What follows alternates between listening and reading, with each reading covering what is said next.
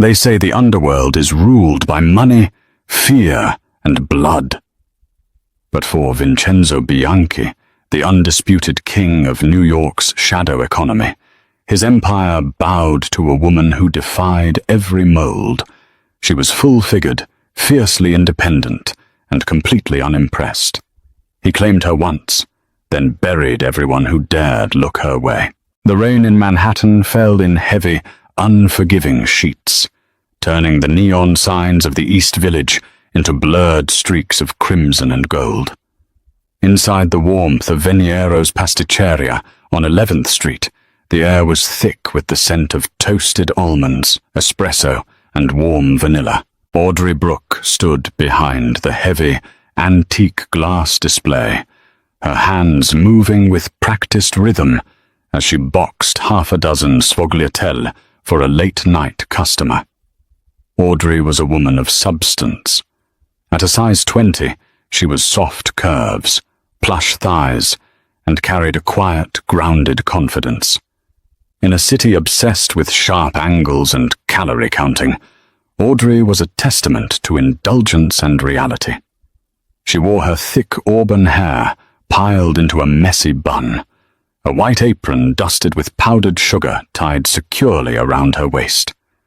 She knew how the world looked at her, sometimes invisible, sometimes a fetish, rarely just a woman.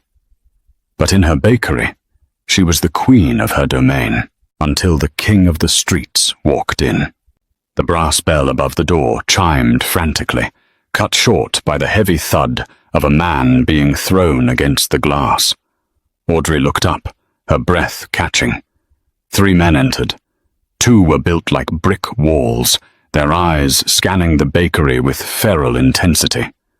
But it was the man in the center who commanded the room, sucking the oxygen straight out of it. Vincenzo Bianchi. Even Audrey, who made it a point to avoid the local news and neighborhood gossip, knew the face. He was 35, with sharp, aristocratic Italian features, raven black hair slicked back from the rain, and eyes the color of forged steel. He wore a bespoke charcoal Brioni suit that clung to his broad shoulders, completely unbothered by the dampness. He exuded a terrifying elegance. "Out!" one of Vincenzo's men barked at the 2 remaining customers, flashing the matte black grip of a pistol tucked into his waistband. The customers scrambled out the door into the downpour without a word. Vincenzo walked toward the counter, his expensive leather Oxfords clicking against the vintage tile. He didn't look at the pastries, his steel gaze locked onto Audrey.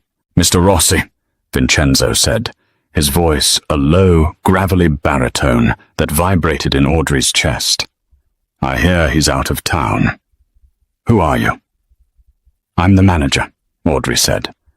To her own surprise, her voice didn't tremble. She wiped her flour-dusted hands on a towel and met his stare, refusing to shrink. She was used to men taking up space, but she refused to surrender hers. "And we are closing in 10 minutes.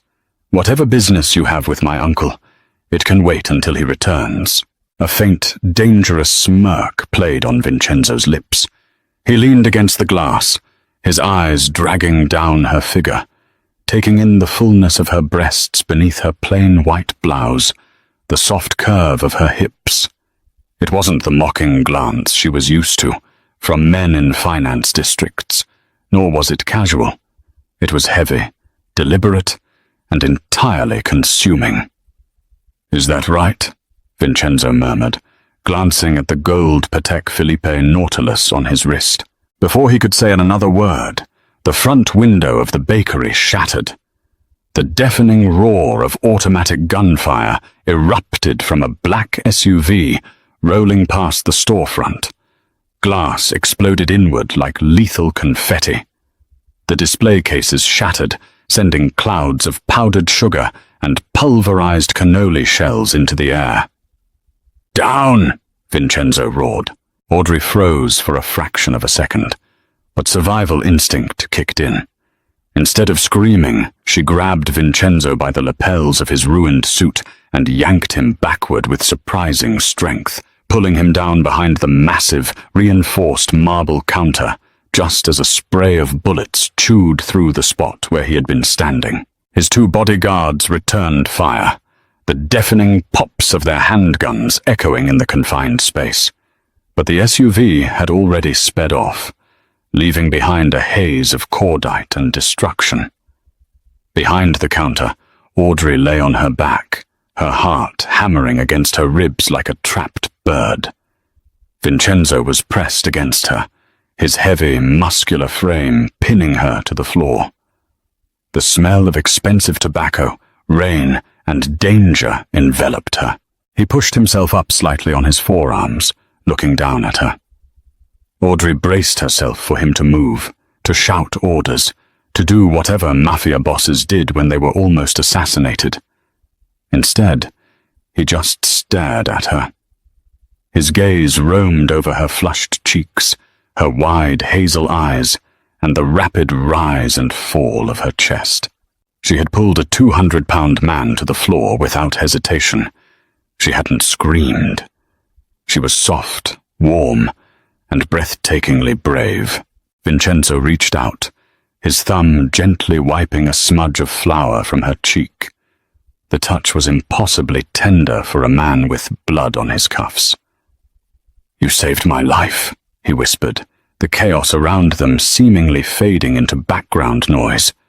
"You're crushing my ribs," Audrey wheezed, pushing at his chest. He didn't budge. "What is your name?" "Audrey," she breathed, entirely trapped by his stare. Vincenzo Bianchi's eyes darkened, a possessive fire igniting in their steel depths. He leaned in closer, his lips brushing the shell of her ear. "You're mine now, Audrey." "I'm nobody's property," she shot back, shoving him harder. Vincenzo finally stood, pulling her up with him effortlessly. He smoothed his tie, looked around the ruined bakery, and then back at her. "We will see about that." Audrey spent the next 48 hours convincing herself that Vincenzo Bianchi was a lunatic, and the incident was a bizarre, adrenaline-fueled fever dream. The police came, questions were asked, and Uncle Rossi returned from Florida in a panic, boarding up the windows. Audrey went back to her life. She took the N train back to her modest apartment in Astoria, Queens, cooked herself a quiet dinner, and tried to forget the feeling of Vincenzo's heavy gaze. But the Mafia boss didn't forget. On Wednesday morning, Audrey woke up to a commotion outside her building. When she opened her front door, she was greeted by a wall of flowers. Hundreds, no, thousands of long-stemmed midnight red roses lined her hallway, spilling down the narrow stairwell of her walk-up. The air was thick with their scent, mingled with the unmistakable, intoxicating fragrance of Baccarat Rouge 540. Tucked into the center of a massive bouquet on her doormat was a heavy black card with embossed gold lettering. I said what I meant. LB. Audrey crumpled the card. She was flattered, terrified, and furious all at once. She wasn't some mobster's plaything. She was a baker. She paid her taxes, struggled with her weight insecurities on bad days, and celebrated her curves on good ones. She didn't have room in her life for a violent criminal who claimed women like they were territory. To prove it to herself, Audrey decided not to cancel her date that Friday. His name was Peter Davis. He was a junior financial analyst at Goldman Sachs. Safe, boring, and predictable. They had met on a dating app, and while the spark was barely a flicker, he was polite. They met for dinner at Carmine's on the Upper West Side, a bustling family-style Italian restaurant that felt a million miles away from the dark glamour of Vincenzo's world. "You look nice," Peter said, though his eyes darted around the restaurant more than they lingered on her emerald green wrap dress. He seemed unusually sweaty. "Thank you, Peter," Audrey said, taking a sip of her Chianti. She tried to focus on his rambling about hedge funds, but an icy prickle of unease washed over her. Halfway through the massive plate of chicken parmigiana, Audrey noticed them. 2 men in dark suits sitting at a corner table. They weren't eating. They were staring directly at her table. One of them tapped his earpiece. "Oh God," Audrey thought. "He's watching me." Suddenly, Peter's phone buzzed aggressively on the table. He glanced at the screen, and all the color drained from his face. I have to take this," he stammered, standing up so fast his chair scraped loudly against the wood floor. He walked toward the restrooms, his hands shaking. Audrey waited 10 minutes, then 15. When 20 minutes passed, she flagged down a waiter. "Excuse me, did the man I was sitting with leave?" The waiter looked uncomfortable. He rushed out the back door, miss." He looked terrified. Audrey's blood boiled. She threw a $50 bill on the table, grabbed her coat, and marched out into the cool New York night. She didn't just go home. She knew exactly who was responsible. An hour later, Audrey's cab pulled up to a gleaming glass skyscraper in Hudson Yards. Bianchi Global Real Estate, the legitimate front for Vincenzo's empire. She marched into the ultra-modern lobby, her heels clicking furiously against the polished granite.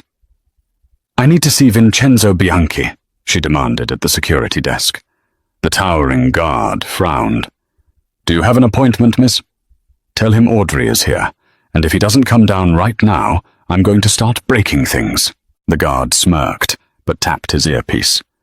A moment later, his smirk vanished. "Top floor, miss. The private elevator." When the elevator doors parted on the penthouse level, Audrey stepped into an expansive office with floor-to-ceiling windows overlooking the glittering Manhattan skyline. Vincenzo stood by the glass, pouring a glass of amber liquid from a crystal decanter. He was out of his jacket, his white dress shirt rolled up at the sleeves, revealing heavily tattooed forearms. "You ruined my date," Audrey snapped, marching across the plush rug. Vincenzo turned slowly, swirling the whiskey in his glass. His eyes dragged over her body in the green wrap dress, a dark, primal hunger flashing in his gaze before he masked it with cold indifference. "I saved your life. Again," Vincenzo said calmly, "by scaring off an accountant from Goldman Sachs. Do you think I'm stupid, Vincenzo? You think you can just lay claim to me and I'll fall into your bed out of fear?" Vincenzo set the glass down. He crossed the room with predatory grace, closing the distance between them until he was mere inches away. Audrey had to tilt her head up to look at him. "Peter Davis," Vincenzo said, his voice dropping to a dangerous whisper, "is a degenerate gambler. He owes my associates $500,000. He found out you were the woman I claimed at the bakery. He took you out tonight to take pictures of you, to use you as leverage to get his debts forgiven." Audrey froze. The air left her lungs. "What?" "I don't play games, Audrey," Vincenzo said, reaching up to cup her jaw. His large hand was warm, his thumb tracing her cheekbone. "I didn't scare him away because I was jealous.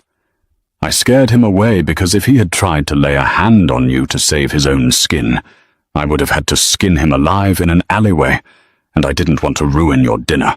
Audrey's mind spun. Peter had been sweating. He hadn't looked at her. He was using her. The vulnerability stung, opening old wounds of feeling inadequate, of being used. Tears pricked her eyes, but she blinked them back furiously. "Why me?" she asked, her voice cracking slightly. "Look at me, Vincenzo. You could have any supermodel in this city. I'm a baker. She gestured to her body, a wave of deep-seated insecurity briefly overpowering her defiance. Vincenzo's eyes flared with sudden, fierce anger. He grabbed her waist, his large hands spanning the soft, lush curve of her hips, pulling her flush against his solid body. "Don't you ever insult what is mine," he growled, his voice vibrating with absolute sincerity. I look at them, and I see nothing. I look at you, and I see a woman who didn't flinch when the bullets started flying. A woman who pulled me down. You are soft where it matters, and you are steel where it counts. I said it once, Audrey. He leaned in, his lips brushing against hers in an agonizingly slow tease. You're mine, and I will destroy every man who comes near you until you finally accept it. The kiss in the penthouse changed the axis of Audrey's world, though she refused to admit it out loud.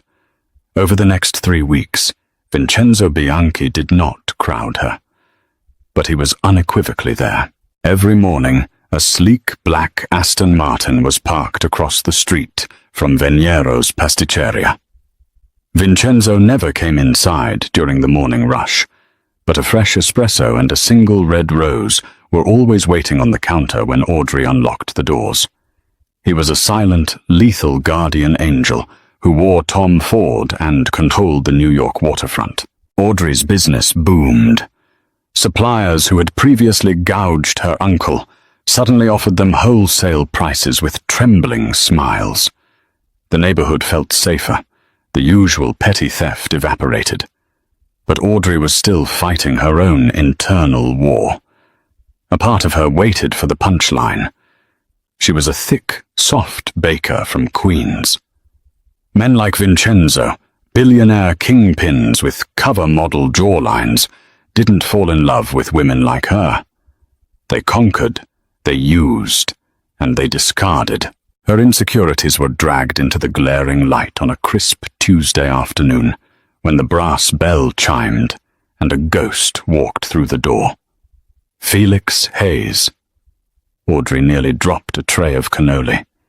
Felix had been her college crush at NYU, the star rower with golden retriever energy who had strung her along for a year, eating her baked goods, using her to study for finals, only to publicly humiliate her at a fraternity party by announcing he didn't do fat girls. Now, 10 years later, he was standing in her bakery wearing a sharp navy suit, looking like a glossy Manhattan real estate broker. "Audrey?" he asked, his eyes widening in manufactured awe. "Wow, you look incredible. I was just passing through the village and saw the sign. I had to come in." Audrey wiped her hands on her apron, her spine stiffening. "Felix, it's been a long time. What can I get for you?" He leaned against the counter, flashing that same boyish smile that used to make her knees weak. Now, it just made her tired. "I was hoping I could get dinner with you, for old time's sake. I've done a lot of growing up, Audrey. I owe you an apology for how I acted back then. Let me take you to the Gagosian Gallery, opening tonight in Chelsea, and then dinner at Le Cuckoo." Audrey hesitated. A part of her, the wounded 20-year-old girl, wanted to go just to throw her success in his face. She wanted to prove that she was worthy of a fancy dinner, that she wasn't just the punchline to his cruel jokes. But another, sharper instinct prickled at the back of her neck. Before she could answer, the temperature in the bakery seemed to drop 10 degrees. Always. The door opened, and Vincenzo stepped inside. He didn't look at Felix, his slate-grey eyes locked entirely on Audrey. He wore a tailored black overcoat, radiating a dark, suffocating authority. "Is there a problem here, mia cara?" Vincenzo asked, his gravelly voice echoing in the sudden silence. Felix scoffed, looking Vincenzo up and down, completely oblivious to the apex predator standing 2 feet away. "We're just catching up, pal. I'm taking Audrey out tonight." Vincenzo finally turned his head to look at Felix. The Mafia boss's expression didn't change, but his eyes went dead and hollow. the look of a man contemplating where to bury a body. "You are not taking her anywhere." "Vincenzo, stop," Audrey interjected, stepping out from behind the counter. She was furious. She didn't need Vincenzo treating her like a fragile piece of property, and she certainly didn't need him managing her social life. "I can handle this. Felix, I'll go. Pick me up at 7. Vincenzo's jaw ticked. A muscle feathered in his cheek. He looked at Audrey, his gaze intensely searching, before he gave a single, rigid nod. "As you wish." He turned and walked out. Audrey felt a pang of immediate regret, but her stubbornness anchored her feet to the floor. That evening, Audrey wore a stunning, curve-hugging burgundy dress from Cayona that accentuated her plush hips and full bust. When Felix picked her up, he was sweating, constantly checking his phone. The ride to Chelsea was tense. He didn't ask about her life. He just kept staring out the window of the Uber. When they arrived at the gallery, it was dark. The doors were unlocked, but the lights were completely shut off. "Felix, it's closed," Audrey said, stopping on the pavement. "No, there's a private VIP room in the back," he stammered, grabbing her wrist with entirely too much force. "Come on." Audrey yanked her arm back, the hairs on her arms standing up. "Don't touch me. What is going on?" The heavy steel doors of the gallery groaned open. 3 men stepped out into the alleyway, blocking her exit. They weren't art critics. They had the heavy, brutal builds of mob enforcers. From behind them emerged Victor Moretti, the ruthless boss of the Brooklyn Syndicate and Vincenzo's bitterest rival. Victor was older, with a scarred face and a cruel, jagged smile. "Well, well," Victor rasped, his eyes dragging over Audrey with visceral disgust. "So this is the sow Bianchi is willing to start a war over. I thought my men were lying when they said he claimed a baker. You're nothing special." Audrey's heart hammered against her ribs, but the fear was instantly swallowed by a blinding, white-hot rage. She looked at Felix, who was cowering against the brick wall. "You sold me out," Audrey said, her voice eerily calm. "I had to, Audrey," Felix whined, tears pooling in his eyes. "My startup went bankrupt. I owed Victor's loan sharks $3 million. He said if I brought you to him, my debt was cleared. I'm sorry. You're just collateral." "Pathetic," Victor sneered, pulling a silver Beretta from his coat. "Grab her. We're going to send Bianchi a piece of her, and then we'll see if he's ready to sign over the shipping ports." 2 of the enforcers lunged for her. But Audrey was not a fragile, hollowed-out socialite. She was strong. As the first man grabbed her arm, she used her substantial weight and momentum, pivoting sharply and driving her spiked heel straight into his kneecap with a sickening crack. The man howled, dropping to the pavement. "You bitch!" the second man roared, drawing his knife. Before he could take a single step, a deafening gunshot shattered the quiet of the Chelsea alley. The man with the knife dropped to the ground, a neat, dark hole right between his eyes. From the shadows of the street corner, a nightmare emerged. Vincenzo Bianchi walked into the dim light, flanked by a dozen heavily armed men in sharp suits. But Vincenzo didn't have his weapon drawn. He didn't need to. He was the weapon. His eyes were completely black with a murderous, unholy rage. "Did you really think," Vincenzo's voice boomed, bouncing off the brick walls like a death knell, "that you could touch what belongs to me and live to see tomorrow, Victor?"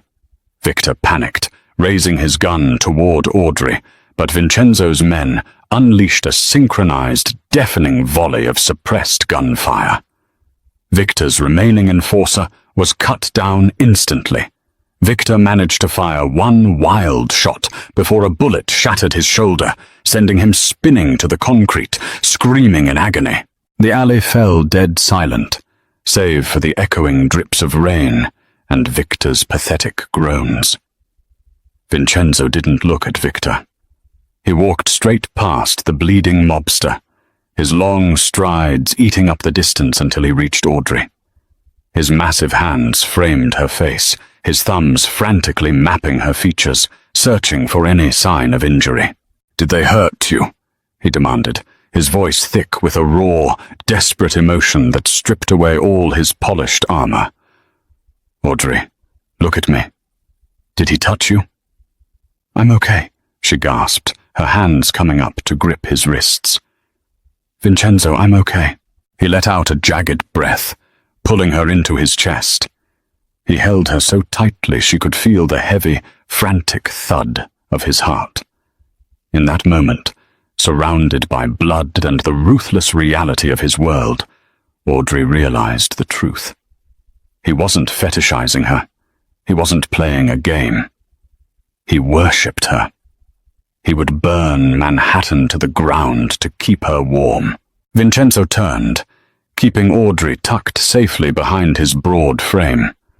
He looked down at Felix Hayes, who was sobbing violently, huddled in a puddle of his own urine. "Please," Felix begged, pressing his face to Vincenzo's expensive leather shoes. "Please, I didn't want to. I just needed the money. I'm sorry."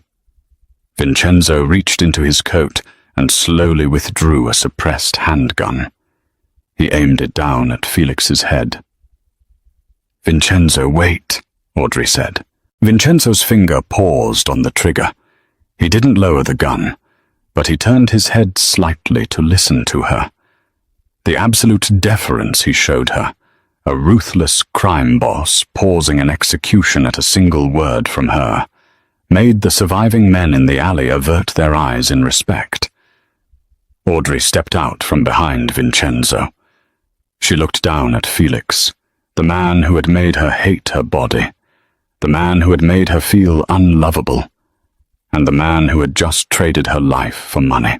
"Don't shoot him," Audrey said coldly. Felix let out a sob of relief. "Oh God, Audrey, thank you." "I didn't say let him go," Audrey interrupted, her voice dropping into a register she didn't know she possessed. She looked up at Vincenzo. "He cares about his money, his status, and his reflection in the mirror. Take everything he has, freeze his accounts, ruin his reputation, make sure he can never get a job in this city or any city ever again. Let him live, Vincenzo, but let him live as nothing." A slow, terrifying, and deeply proud smile spread across Vincenzo's face. It was the smile of a king recognizing his queen. "Done," Vincenzo whispered. He snapped his fingers, and two of his men dragged a screaming, pleading Felix away into the darkness. Vincenzo holstered his weapon and turned to Victor, who was bleeding out on the concrete. "The ports are mine, Victor, and so is New York." Vincenzo didn't hesitate.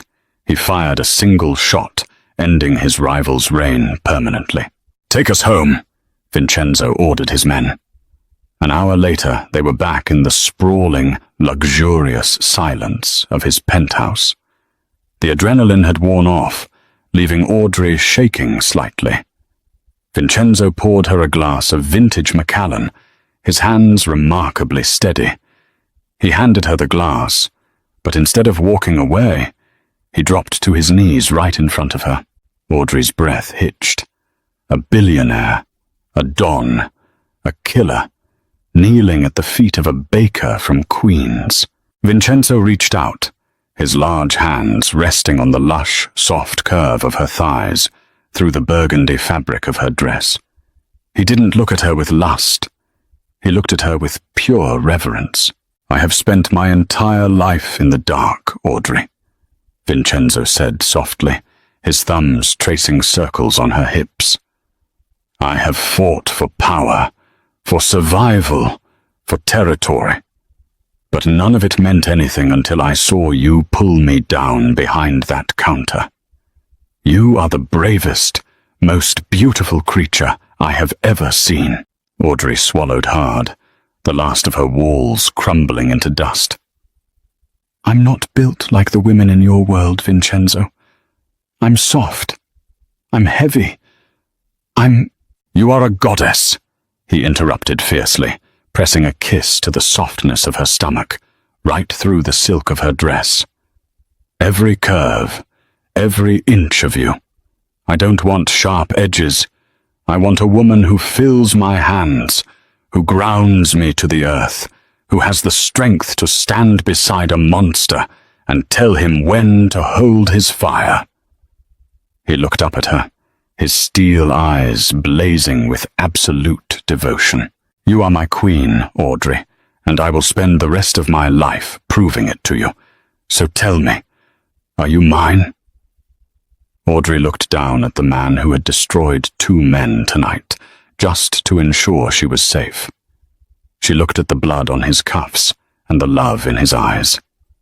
She set her whiskey glass on the side table, reached down, and threaded her fingers into his thick raven hair. Only if you're mine, Vincenzo, she whispered. He let out a low growl, standing up and sweeping her effortlessly into his powerful arms. Audrey wrapped her arms around his neck, finally letting go of the past, fully embracing the dangerous, intoxicating future. The Mafia boss had said it once, and Audrey Brooke never made him say it again. She didn't just survive the underworld. She ruled it, unapologetically soft, fiercely loved, and entirely undeniable. True power isn't about fitting into society's narrow mold. It's about commanding the room exactly as you are. Audrey proved that a soft heart and a strong will can bring even the most dangerous man to his knees. Did you love this twist on the Mafia romance trope? If Audrey and Vincenzo's story had your heart racing, share this video with fellow romance lovers and subscribe for more thrilling, dramatic love stories.